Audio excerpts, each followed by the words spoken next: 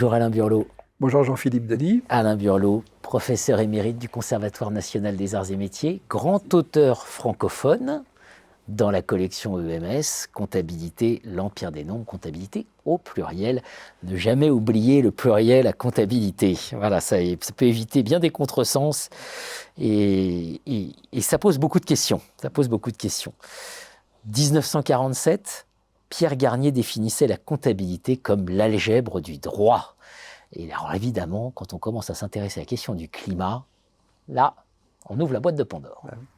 Alors effectivement, les événements récents et l'évolution récente du droit comptable montrent que ce que disait Pierre Garnier est à 100% dans l'actualité. Si je prends le droit comptable européen, il a été remis à plat par une directive de 2013, donc qui traitait des états financiers. Un an après, donc en 2014, une nouvelle directive vient modifier la directive comptable en ajoutant l'obligation de publier des informations non financières. Alors c'est important parce que ça veut dire que finalement il y a deux registres, la comptabilité financière qui s'occupe de l'argent en quelque sorte et la comptabilité non financière qui s'occupe du social et de l'environnemental. Et ça a donné, ça a eu un impact. Si je prends le cas d'EDF, le document d'enregistrement universel, l'édition 2022, fait quand même 608 pages.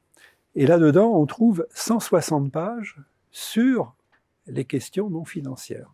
Donc c'est très important, ça a eu un impact. Mais ce n'était pas suffisant. Donc en 2022, donc ça n'a pas encore été pris en compte dans les comptes d'EDF, bien sûr, une autre directive vient encore modifier la directive comptable en disant maintenant, ce n'est pas de l'information non financière, c'est de l'information en matière de durabilité.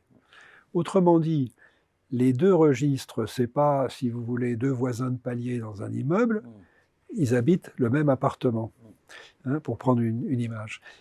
Et ça, c'est extrêmement important. C'est-à-dire que les deux sont liés à partir de la directive de 2022.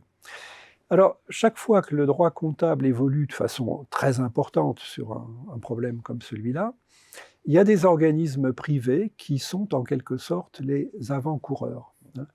Alors, il y a la Global Reporting Initiative, GRI, qui produit des normes. Ce sont des best practices, en fait. Idem, un petit peu après, l'International Integrated Reporting Council fait également ses normes. L'ISO fait ses normes. Chacun fait les siennes dans son coin.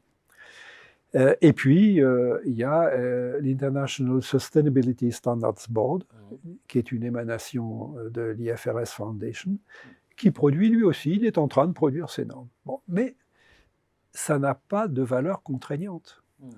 Donc, il faut à un moment donné qu'une puissance publique donne une valeur contraignante à ces normes. Alors là, on est en plein dedans avec les directives dont je viens de parler. Et ces directives, évidemment, sont ambitieuses, comme toujours. Et si je prends la directive de 2022, donc l'information en matière de durabilité, là je cite, l'article 19 bis dit que le public doit connaître les plans définis par l'entreprise pour garantir la compatibilité de son modèle et de sa stratégie économique avec la transition vers une économie durable et avec la limitation du réchauffement planétaire à 1,5 degré Celsius, conformément à l'accord de Paris. Malheureusement, objectif auquel beaucoup ne croient plus. Objectif, on peut ne pas trop y croire. Ouais. C'est dommage. Ouais, bien sûr. Mais ça renforce d'autant l'importance mais c'est ça du qui propos. va être maintenant opérationnalisé avec des contraintes beaucoup plus détaillées développées par l'EFRAG. Comptabilité au pluriel, l'Empire des nombres. Merci Alain Burlot. Merci Jean-Philippe Denis.